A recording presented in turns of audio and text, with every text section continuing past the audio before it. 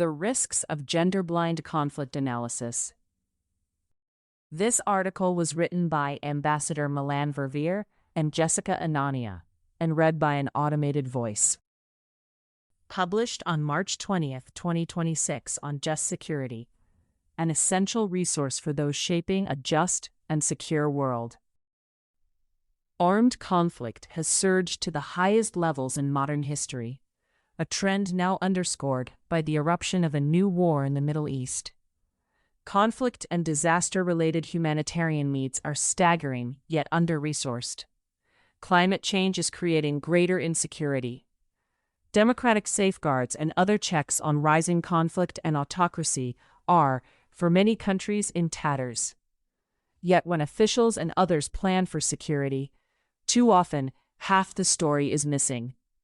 The experiences and roles of women are indelibly linked to national and global stability and prosperity, yet they are commonly overlooked in forecasting and response. Given the scale of today's crises, involving women and taking them into account is a security imperative.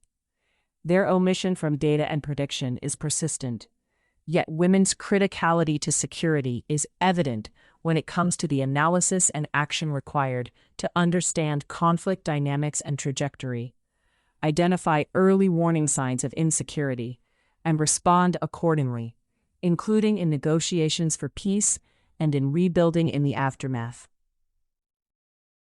Women's erasure from data.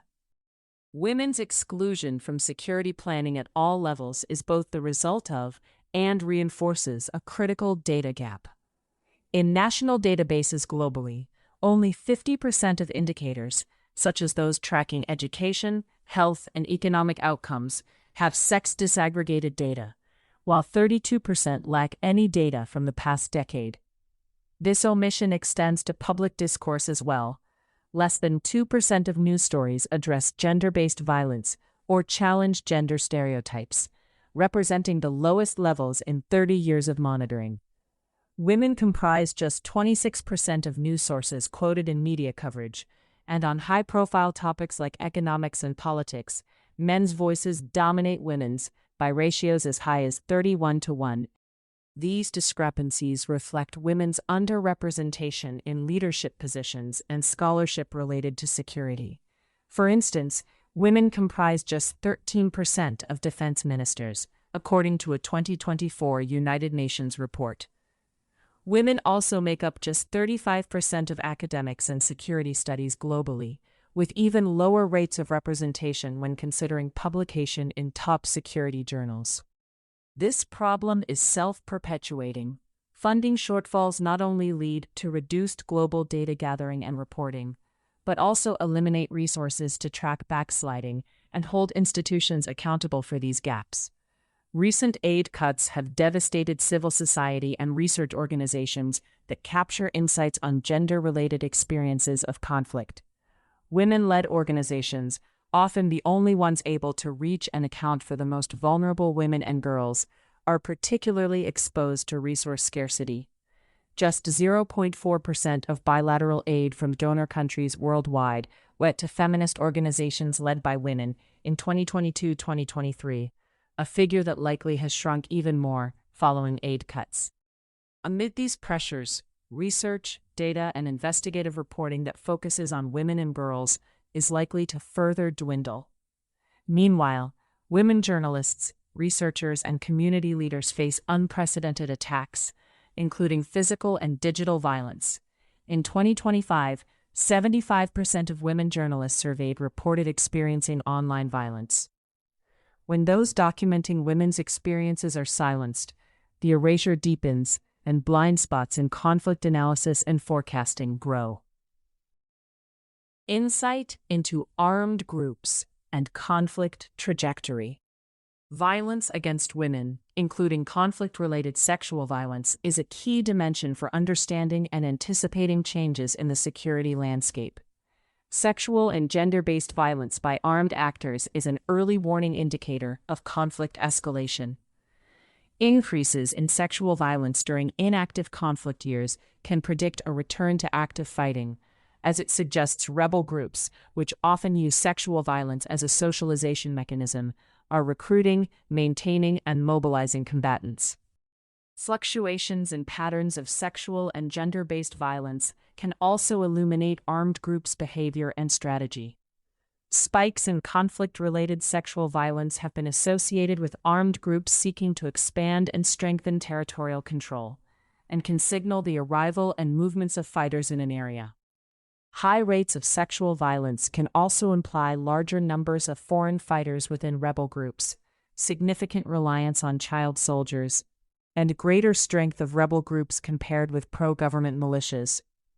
Abuses against women and girls are also an important driver of recruitment into armed groups, as communities pick up arms to defend or avenge their loved ones, and as women and girls seek to protect themselves from assault. Over the longer term, sexual violence during conflict is a significant driver of refugee migration among both women and men. Additionally, such violations undermine local trust and can stoke lingering resentment, impeding peacekeeping efforts, undermining peace deals, and imperiling long-term economic investment in these settings. Sexual and gender-based violence, which predominantly impacts women and girls, thus remains a key facet to accurately assessing and anticipating armed conflict dynamics and outcomes. Ensuring recognition of women and girls' wartime experiences is therefore not a benevolence, it is strategic. Early warning of insecurity, even in seemingly stable democracies. Women's status and safety are powerful, consistent predictors of a country's peacefulness and security, even in countries not currently experiencing armed conflict. Misogyny and violence against women routinely precedes broader security threats, including political and extremist violence. Analysis across more than 155 countries finds that women's subordination is linked to greater willingness among men and boys to commit acts of political terror and violence. This can be observed at the individual level. Nearly all mass shooters in the United States have a record of intimate partner violence, stalking, sexual assault, or online harassment and misogyny. Research in Indonesia, Bangladesh, the Philippines, and Libya revealed that sexist beliefs and tolerance for violence against women are the most powerful predictors of support for violent extremism, more so than other factors like religiosity, age, education, and employment.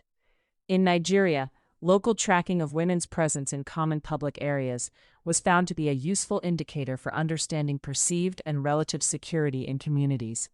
Rising attacks on women can thus forewarn of looming instability. Yet indicators related to women's status are rarely integrated into standard threat assessment frameworks. Online and physical attacks targeting women are also often the first sign of democratic backsliding, a key risk factor for conflict at home and abroad. Suppression of women's political involvement has also been identified as a mechanism for autocratic consolidation and populist mobilization, meaning anti-democratic forces are incentivized to undermine women's secure participation and weaken gender equality. Recognizing these symptoms, including attacks on women leaders, female candidates dropping out of races, or rollbacks of women's rights, can provide further early alert of democratic erosion. Women impact the stability of peace negotiations and deals. By adopting a gender-neutral approach, conflict analysis often misses opportunities or weaknesses in peace negotiations and agreements related to women's participation. Research conclusively demonstrates that women's inclusion in peace processes promotes more successful negotiations and strengthens the durability and performance of resulting agreements. For instance, collaboration and information sharing between women's groups and women delegates has been shown to result in agreements that have more political reform provisions and are more likely to be implemented. Women's greater participation in post-conflict society is also linked to a lower likelihood that civil war will resume, a finding that suggests agreements that create pathways for women's greater involvement in public life may enhance the durability of peace. Yet women's absence often goes unnoticed and is rarely identified as a potential weakness in a peace process. The current conflict landscape reflects this oversight. talks to end brutal fighting in Sudan have relegated women to the sidelines.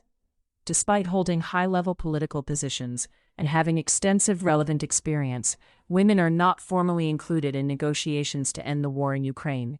And strikingly, no Israeli or Palestinian women have been included in the U.S.-led Board of Peace, including on its Gaza Executive Board, which will direct the National Committee for the Administration of Gaza, NCAG. One woman has been appointed to the 12-member NCAG. Across these contexts, women's absence is often unremarked upon or is treated as a special interest separate from security concerns, rather than being weighed as a potential liability. This risks hindering the pursuit of any sustainable peace and rebuilding. Conclusion. Women's exclusion from conflict analysis is not an outlier, but a systemic failure in how policymakers understand, predict, and respond to crises.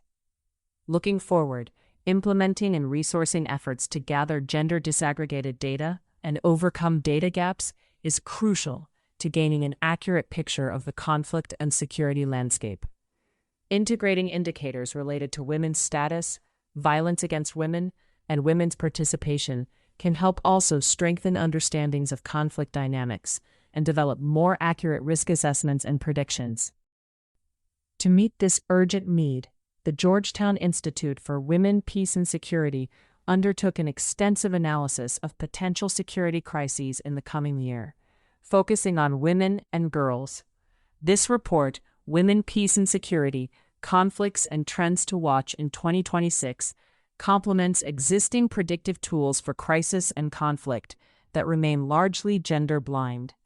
Its insights build upon the WPS Conflict Tracker's monthly monitoring and analysis of security threats in 27 conflict-affected settings.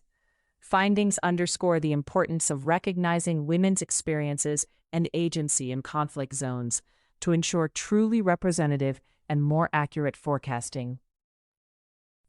The relevance of women to conflict, democratic resilience, and peace building is clear and evidence-based. To more effectively confront the challenges that lie ahead in 2026, women must be counted. Security demands nothing less.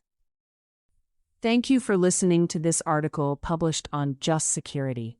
To stay up to date on Just Security's analysis of law, policy, and current events, go to justsecurity.org. Subscribe to Just Security on Substack, and follow us on LinkedIn, Blue Sky, Facebook, Instagram, and Threads.